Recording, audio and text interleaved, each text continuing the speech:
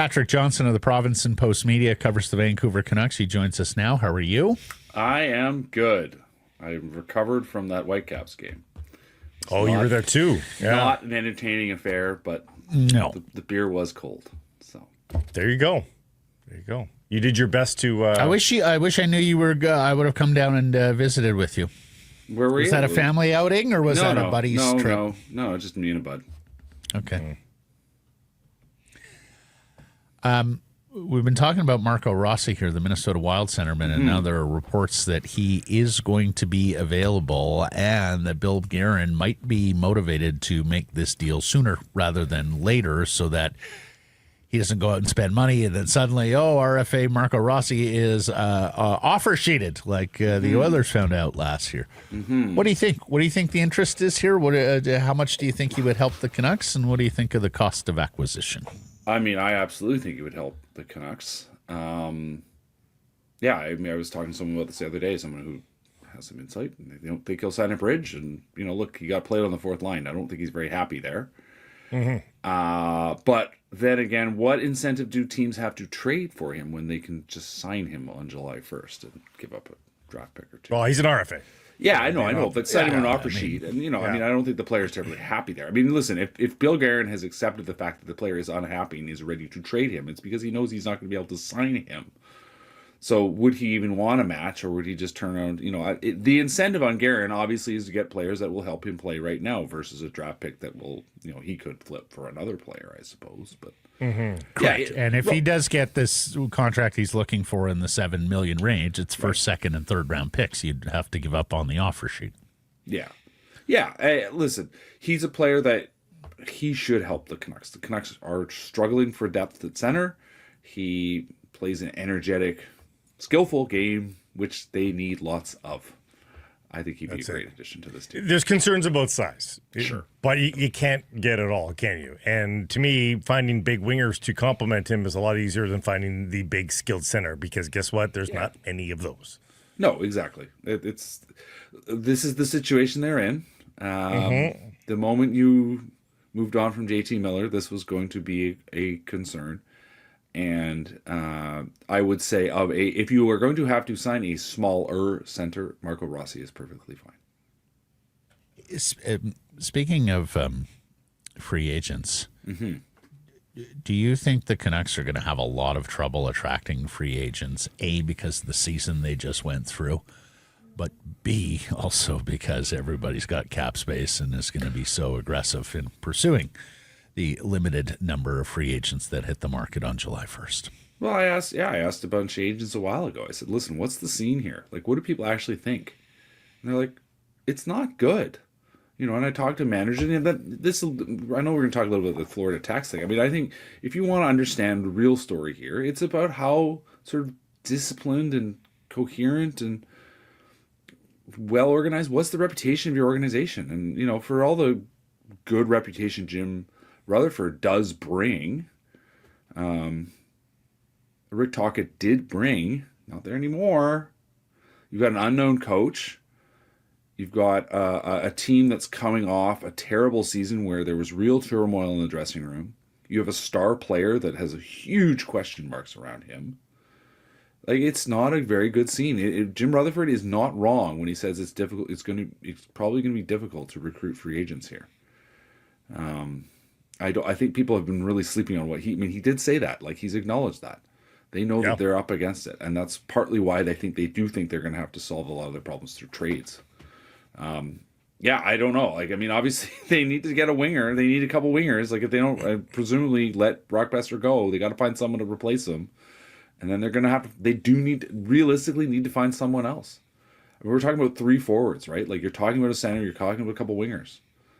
You're going to have to make some changes elsewhere to make that all happen.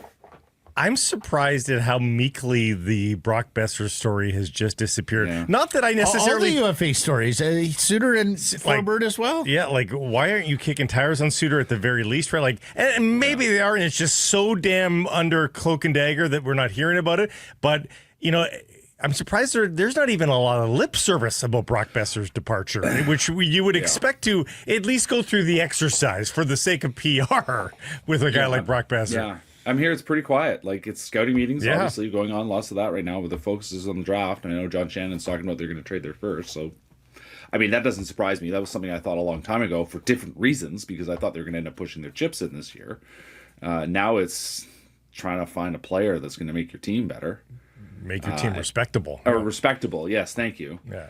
Yeah, it's a very strange situation, but yeah, very quiet, because you're right. Like, the Besser story remains the same. His camp, I think they expect there may be yet one more offer, but I'm not sure they're going to take it. Yeah. Well, because the Canucks are up against it. Like, I wrote about this a month ago, I think. Like, they need guys, and they have a guy. Like, this is the thing, the Besser thing. Like, in the end, they need guys that can score goals. Like, Besser may not be a perfect player, but he scores. He even when he's hurt, he gets you 25 goals, and when he is playing, he's scoring at a 30-goal pace. Like, that's pretty good. Same career points rate as Nikolai Ehlers. Like, you know, like he's a competent quality winger, and it's probably not going to carry on here. Suter's a good one. I was talking Anthony Mingione, who does some coverage of the Flyers, was sort of wondering. He actually was speculating aloud, and I said, you know, about the fact that Suter seems like a guy that Tocchet likes, and I said, you know what? Now that you mention it, he does. I don't have any intel on that, but I wouldn't be surprised if that's something Rick Tocchet's talking about with the Flyers, because there's another team that needs some centers. They have none. Like, they need to figure themselves out. I don't think he's, you know, in the end he's a useful utility player. He is literally a Swiss Army knife. We've seen how good he was. I mean, he got forced into first line minutes here and did very well. I don't think anybody thinks he is a first line centerman going forward, but he showed very well again this year what a quality NHL forward he can be. He can play center if you need him. He can play on the wing. He can play anywhere in the lineup. He literally played anywhere in the lineup for the Canucks this year. I wonder if he could play goalie. I don't think he wanted to play goalie. But, you know. Do you think anything do you think any AAV that starts with a 4 gets Suter signed? Or do you think it needs to be bigger? I mean, I assume it could be bigger. Like, I mean, it is a year. This is the kind of year where guys get deals like that. I don't, you know, I guess there's some noise out there. Oh, this could turn into a David Clarkson year, which, you know, if you look back to the David Clarkson year, part of why Clarkson got that huge contract was Dave Nonis was assigned by his board of directors to get the biggest perceived free agent on the market, and Clarkson was perceived as such. And also there wasn't a lot of players available. This year there is. I mean, we've talked, there's a lot, you know, it's not a lot of, I mean, Mitch Marner obviously is a very sexy and exciting candidate for a free agent contract. It's not an amazing list, but it's better than what the Clarkson year. Like, there's a lot more interest, and like P.S. Suter is one of those guys. He's an interesting player that will make your team better if you sign him. Will you overpay him? Probably, but I think that happens to almost everybody in these scenarios. There's big names. There's just older names. Like that's.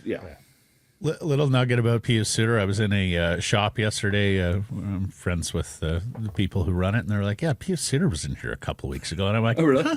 You mean he didn't FO immediately back to Sweden right after the Canucks season was done? Maybe that's saying something. Just putting that out there." Yeah, maybe. I think he likes it here. I do think he likes it here. I mean, that was the other thing. The Rutherford comments about, you know, Europeans. I mean, they get it. He's not wrong on that either. With the tax thing. I mean, here's your bridge into the tax thing. The Europeans get what the taxes are for. And they're like, okay, whatever. It's true. You know, Switzerland, not Sweden. But then again, on that argument, just by the way, like, just JT Miller signed here. And there's a guy that you would think be like, oh, taxes, give me a break. But he wanted to be here, right? Like, do you want to talk about this now? Should we talk about this now, Matt? Yes, I do want to talk about this now. This is 6 straight years where a team from Florida has won the Eastern Conference Final, of course. Yeah. This is a one of several tax-free jurisdictions in the National Hockey League. Vegas is another. Dallas is another. Nashville and Seattle also fall into that camp. But are we getting to the point where that advantage, your take-home pay being greater in those markets than it is elsewhere because of the lack of any kind of state income tax, is that becoming too pronounced an advantage in the NHL? Well, I think there needs to be a little more nuance in this discussion, because as a top line, I mean, certainly it comes up. There's no denying that. And as I said, though, you still get guys that say, I don't care. I want to play. Where I live matters as much as how much I'm paying in tax. Now, the argument is, of course, that they don't have to pay you as much because the take home is higher no matter where you are. Now, as someone, I was talking to a couple people about this yesterday. I've been thinking about all these things. And one person pointed out, said, listen, one of the things that doesn't enter in this conversation is stuff like property tax. And in a lot of these places, your property tax is a lot higher. So the math certainly is obviously still in favor because income tax is such a huge portion of your. That's it. It's the biggest deduction. It's the biggest deduction. It is the biggest deduction. And to be clear, nobody is arguing that the Florida Panthers and prior to them, the Tampa Bay Lightning make cup finals and win cups because there's no state income tax. Also, nobody is arguing that it is the be-all, end-all, absolute black and white reason why players sign in these markets. Yeah. The fact of the matter is, though, these markets, these franchises, excuse me, can extract what? 10, 15, 20% more value out of the cap. They can go to free agents on July 1st and say, $8.5 million here actually goes further than $10.5 million in the other market. And that, I'm sorry, my friends, is an advantage. It violates the spirit of the cap, much like the backdiving contracts that they went at so vengefully several years ago. It, in fact, erodes the essence of the cap. The cap is supposed to create an equal economic playing field across all 32. And this jurisdictional tax issue does fly in the face of the intended purpose. Now, I do find myself wondering if some of this is just mere coincidence. Because let's look at the Tampa Bay Lightning and let's look at the Florida Panthers, who are now very well run. Like, more than anything, these are and Vegas, right? These are three teams that are doing everything right. Like, that's the most important thing. Solid ownership, solid management, a very competent, clearly delineated coaching staff who understand what they're doing, right? Like, look at the coach at every single one of those teams. You want to talk about the best coaches in the NHL?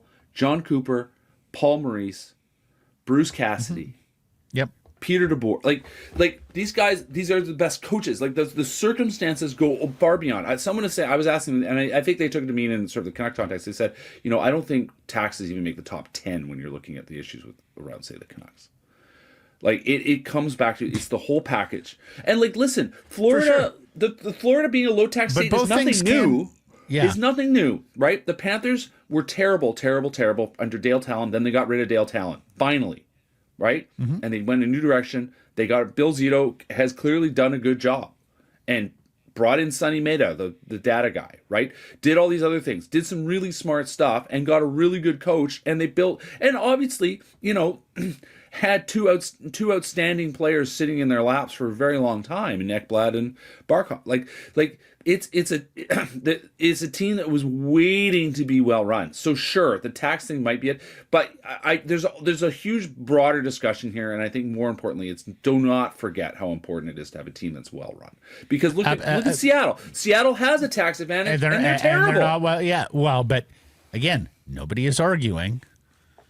Both things can be true at the same time. Florida is exceptionally well run. They also have a state income tax advantage. It's an arrow in the quiver that nobody else has. Yeah.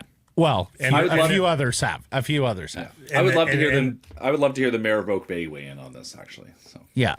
Well, the mayor of Oak Bay, I think, would absolutely be on the side of it is an advantage because, as you know, the mayor of Oak Bay spent most of his career managing this franchise looking for these sorts of advantage, and the Vancouver Canucks found. Yeah. Well, he actually spent the most of his career as a player agent who would probably be advising his players. Exactly. You're going to get an extra 8% of income over here. And Gillis would be the first to tell you, players sign for myriad reasons. Yes. In some cases, it's the coach and how I'm going to be used. In some cases, I want to live in New York City. In other cases, it's purely financial. So it runs the full gamut. Nobody is saying that it is, a be-all, end-all factor. We are just saying it is in the cocktail of factors that players consider, and it is in the cocktail of factors of why certain teams are more successful than others. Let me just ask you this, because the CBA is up, and there is at least the potential for a fix here. I am by no means an accountant or a mathematician, but as I see it, you have, 26 franchises, I think, that have jurisdictional tax. So you get in a room with accountants and mathematicians. You work out what the average tax rate is. Accounting for currency, right? Because some of these are Canadian markets and some of these are American. You come up with a number, and then you apply it as a percentage to reduce the cap for the teams that do have no state income. So Florida, Nashville, Tampa, Dallas, Vegas, Seattle. Guess what? The cap is whatever million it is for everybody else. It's several million shy of that for you. So what you're saying is make the salary cap system even less fan-friendly than it already is. I have a hard time. It's an unfortunate byproduct, Blake. I will agree with that. But it sure as hell isn't the NFL or the NBA just yet with the exemptions of the bird rule. Or ML. Fuck. Yeah, don't even get me started on Tam again. Patrick, is that doable? Do you think there's appetite? I haven't checked with anybody at the PA, but maybe I will now, because I just have a hard time imagining the PA saying, yeah, that sounds like a great idea. We're not going to let our guys make as much as they want. It's already restrictive enough as it is. I think it, I don't know the answer to this. Maybe you know, Matthew. Maybe you know, Blake. I don't know. Does the NBA talk about this? Because, in the end, that's an issue in the NBA. It hasn't been as pronounced. Yep. It hasn't been as pronounced in other leagues. No. And the NBA has an even bigger problem. But the NBA has an even bigger problem, which is pure markets. Guys don't want, keeping Giannis in Milwaukee was a miracle, right? Guys don't want, they want to go play in LA, the Tim Duncan story. Guys want to go play in LA. Which in many ways is actually the reverse of the hockey problem, which is that Mitch Marner, probably doesn't want to stay in Toronto anymore. He probably doesn't want to come to Vancouver for the same reasons. As Steve Warrior put it to me the other day, Matthew Tkachuk can walk down South Beach with a case of beer naked, and no one will bother him. Right. Yes. Well, so a few things there. Point taken. It has not been an issue that has been got much run in the NBA, in the NFL, in Major League Baseball. Now, granted, do we have the evidence of teams in tax-free jurisdictions being as successful in a given period of time as we have in the NHL? I don't know. I do know a number of Western Conference champions tend to come out of the state of Texas. They've got 3 teams there. We shall see. But here's the thing, when you talk about markets being an issue. So the NHL has that problem too, right? Like Vancouver, San Jose, New York, extremely desirable markets to live in. That is reflected in our real estate prices, right? Yeah. That is so far and beyond the NHL's control. There's no redress there. Like Vancouver, New York, San Jose are always going to be desirable places to live. Winnipeg, Detroit, Minnesota, not so much. Can't fix that. You can fix this. You quantify how shitty a team is. The shit city quotient, it will be assessed in the CBA. No, but that's what I'm saying is you can't fix that. There is no fixing that. You can address and redress jurisdictional tax differences. You can. If there's a will, and there are 26 teams that should be aligned on this as well. So I take your PA concern as well and say, okay, well, but if Gary's got 26 teams that are saying, no, we got to do this, I would like to think that the commissioner has to take up that mantle. I can take a pretty good stab at the metropolises and say that Minneapolis and Winnipeg deserve to have salary caps of $300 million. Exactly. I think that is a fair still number. Wouldn't sign. Well, actually, hockey free agents might, because that's going home for a lot of guys. Yeah. Okay, let's move on. You're always a good sport. Thank you, Patrick. You're writing on a piece. You're writing a piece on which Abbey Canucks you think are going to have the biggest impact on the Vancouver Canucks next year, or it's more looking at there is a trend line. Your goal differential tells a lot of the story in the NHL. If you have a good year for and against, that tends to mean good things for your team, your NHL club, a couple years down the road. This has sort of been studied. There is a notable impact that the NHL club has positive results 2 years down the track.